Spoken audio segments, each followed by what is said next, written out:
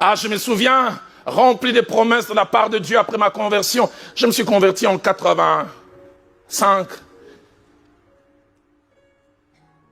Au mois de novembre, le 5. Et à 9 h, je n'ai jamais oublié.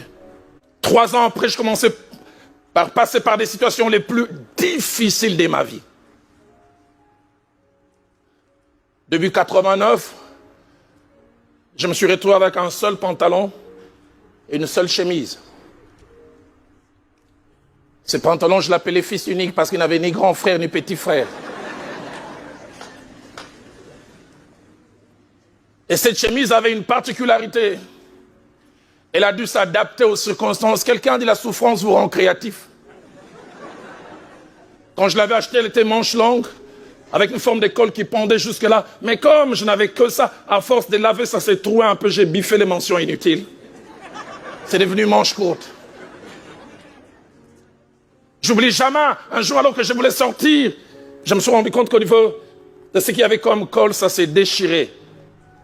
J'ai enlevé, j'ai recousu, c'était devenu col Mao. Donc quelqu'un qui verrait cette chemise à ce moment-là n'aura aucune idée, ça avait un autre visage. Et j'oublie jamais, je rencontre un frère alors qu'on termine une réunion, on dit nous serrons la tête et jamais la queue, il me regarde et dit Roland, toi avec ton pantalon fils unique,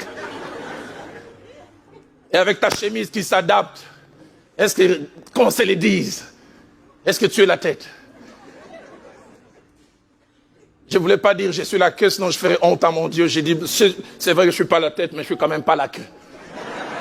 Au fond de moi, je me disais, je ne suis pas très loin.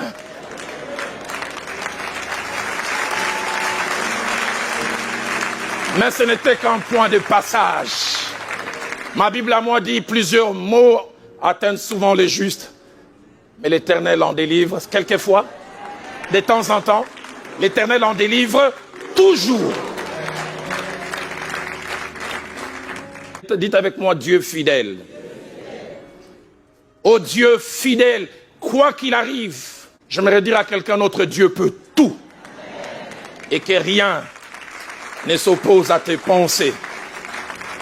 Il arrive quelquefois, nous vivons certaines choses et nous avons l'impression que nous sommes les premiers à passer par ces chemins. Que nous sommes le seul au monde à vivre ces choses. J'aime, Paul, après avoir relaté avec détail aux Corinthiens la marche d'Israël dans les déserts, les bons et les moins bons choix qu'ils ont eu à faire, il va déclarer dans Hébreux 10, dans 1 Corinthiens 10 plutôt, au verset 11, ces choses leur sont arrivées pour vous servir d'exemple. Et elles ont été écrites pour votre instruction. Je ne sais pas ce par quoi vous passez, mais j'aimerais vous dire, vous n'êtes pas les premiers. Il dit, puisque nous sommes environnés d'une si grande nuée de témoins. Et le terme qu'il utilise là, c'est un terme adapté aux courses à l'époque gréco-romaine. Où il y avait l'arène, là où les gens couraient, et puis il y avait les gradins. Quand il parle des témoins, il veut dire la course de votre vie, vous avez des témoins sur les gradins. Des gens qui ont couru les genres de courses que vous courez. Il veut dire à une femme qui a des problèmes de conception, tu as un témoin qui s'appelle Anne, qui dans les gradins te dit courage. Ce que tu as connu, je l'ai connu aussi. Tu vas t'en sortir. Tu as accusé faussement, tu as un témoin qui s'appelle Joseph, qui dit j'ai connu ça, t'es pas le premier. Le Dieu qui m'a fait sortir te fera sortir aussi. Nous sommes environnés d'une si grande nuée de témoins. Quelqu'un entend Job qui lui dit petit courage, ne lâche pas. Je vivais des situations que je ne comprenais pas, mais à la fin, Dieu m'a fait sortir. Et Job pourra te dire, au beau milieu de ma crise, j'ai fait des déclarations. C'est vrai, ça venait du cœur. Mais il y avait une lutte entre mon cœur et ma tête. J'ai dit souvent chez nous à l'église à Kinshasa, il m'arrive souvent, d'avoir une évangélisation interne. Des choses pour lesquelles mon esprit adhère, mon âme et mes émotions difficiles à suivre. Et David en parle mieux dans cette évangélisation interne. Dans Psaume 42, quand il dit « Pourquoi t'as battu mon âme ?» Espère en Dieu, car je les louerai toujours. Moi, l'esprit, je crois, mais le problème, c'est toi, l'âme. Pourquoi tu t'abats? Et Job pouvait dire aussi, j'ai connu la même situation. Au beau milieu de ma crise, je me suis levé, j'ai dit, mon Rédempteur est vivant. Il se lèvera les derniers, et il ajoute, mes yeux les verront. Pas ceux d'un autre. Il arrive des fois à vous déclarer la parole de Dieu, et votre côté réaliste vous dit, ok, c'est bien de déclarer comme ça, mais on va voir. J'aimerais rassurer quelqu'un. Plusieurs avant vous ont connu ce que vous connaissez. Vous allez finir par vous en sortir. Je ne sais pas, quand je préparais ce message, Dieu m'a donné ce drôle de message de dire à quelqu'un. Dieu m'a dit de dire à quelqu'un, dans les jours qui viennent, joie et tristesse vont déménager. La tristesse va déménager, elle va quitter ton cœur, elle va passer dans les camps de tes ennemis. Mais la joie qui est le partage de tes ennemis aujourd'hui qui se moquent, oh, c'est pour un peu de temps. Cette joie va changer les camps parce que Dieu va finir par se manifester dans sa fidélité. Je prie que Dieu nous aide à passer des stades, des opinions, au stade des convictions. Savoir que notre Dieu est non seulement l'alpha, c'est lui qui commence, mais il est aussi l'oméga.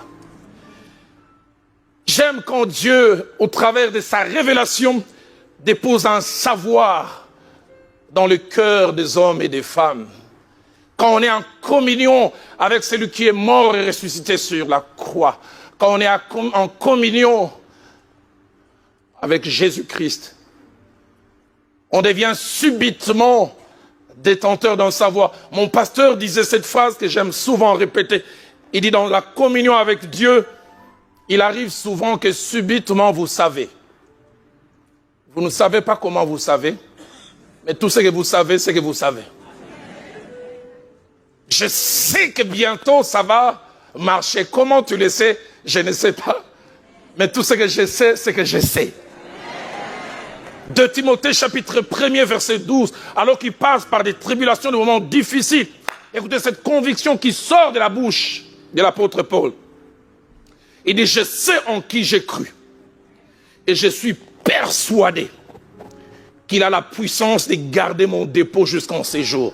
La version française courant dit, j'en suis sûr, Dieu est assez puissant pour protéger jusqu'au dernier jour ce qu'il m'a confié. Dans Philippiens au chapitre 1er au verset 5, alors qu'il est en réclusion, enfermé, mais de la prison sort une source de foi inimaginable. Il écrit aux Philippiens, il dit pas je pense, il dit je suis persuadé. Je sais que je demeurerai et que je resterai avec vous tous. Comment tu le sais?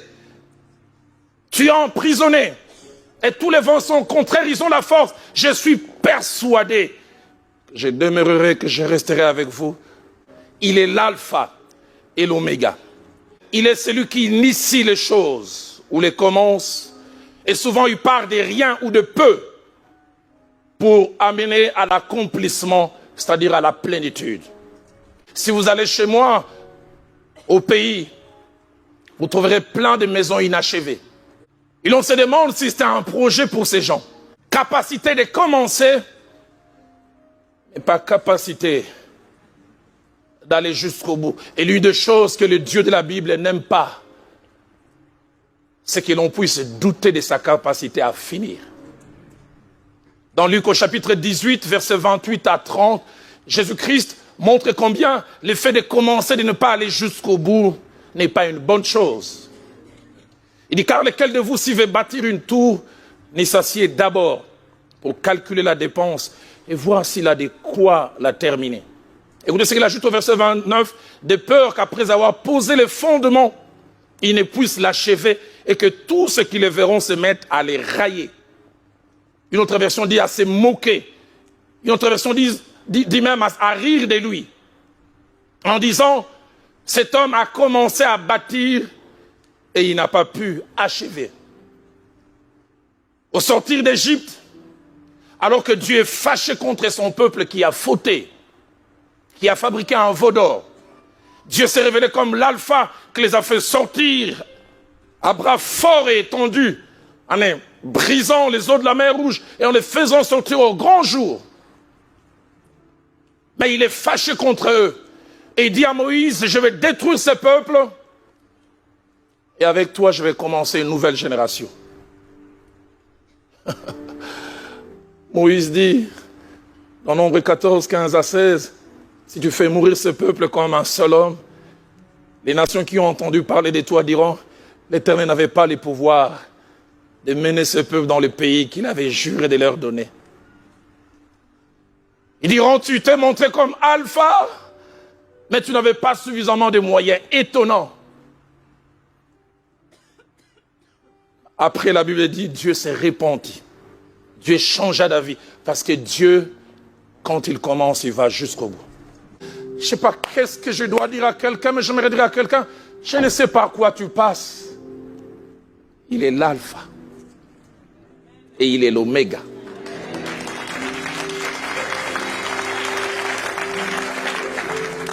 Et puis enfin, quand il dit, je suis l'alpha et l'oméga, il veut dire, après que j'ai posé le fondement, les temps, les circonstances, les hommes et les épreuves peuvent vous faire douter, mais ne peuvent pas m'empêcher de travailler jusqu'au bout. J'aimerais dire à quelqu'un, permettez-moi les termes, le Dieu de la Bible est un jusqu'au boutiste. Il ne s'arrête jamais, à mi-chemin.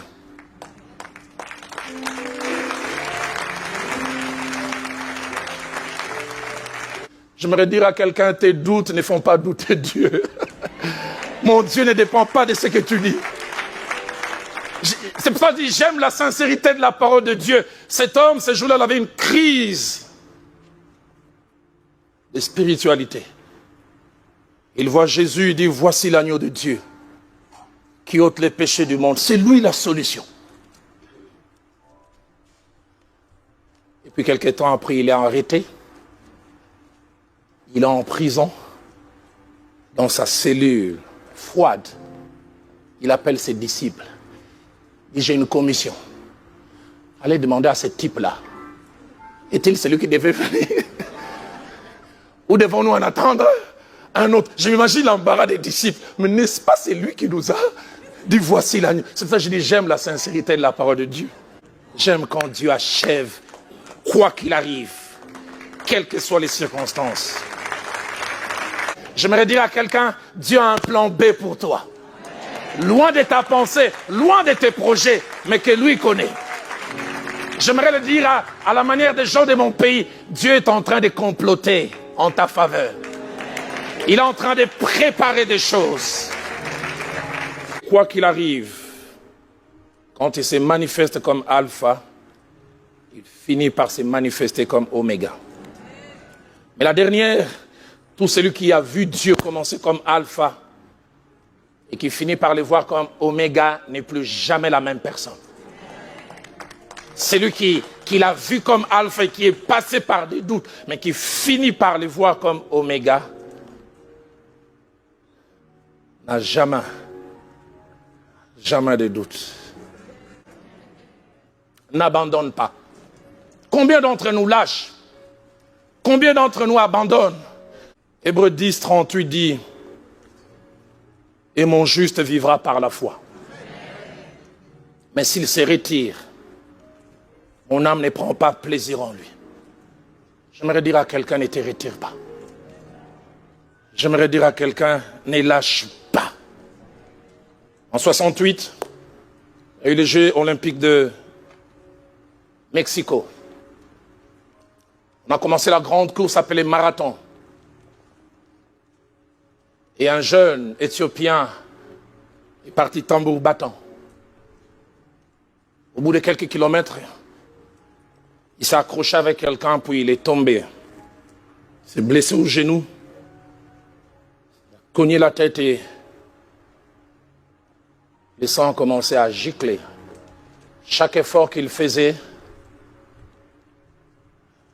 rendait sa course encore plus difficile. Plusieurs l'ont encouragé, lâche, abandonne. Mais il a continué. Le premier de la course était arrivé, rentré dans les stades. Et l'avant-dernier était arrivé, ça faisait 1h20. Et on voulait fermer les portes du stade en disant que la course était finie. Quelqu'un a dit non. Il y a encore quelqu'un, lui, il ne court pas, il marche. J'oublie jamais, j'ai vu cette scène quand il est rentré dans le stadium. Tout le stade s'est levé.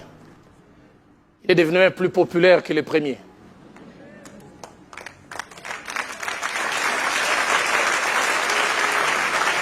Il a fait les derniers mètres encore avec plus de difficultés. Et alors qu'il voulait franchir la ligne d'arrivée, des caméramans, des journalistes de toutes sortes sont venus. Et à peine il a franchi la ligne, il est tombé, il s'est écroulé. Sueur et sang mélangés.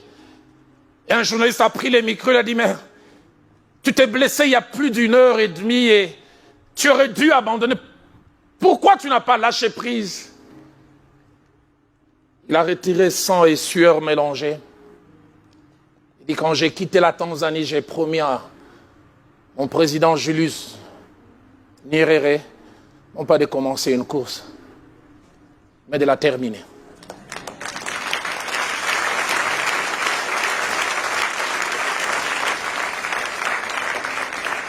Il est l'alpha, mais il est aussi l'oméga. J'aimerais en ce jour nous inviter à baisser nos têtes dans la prière.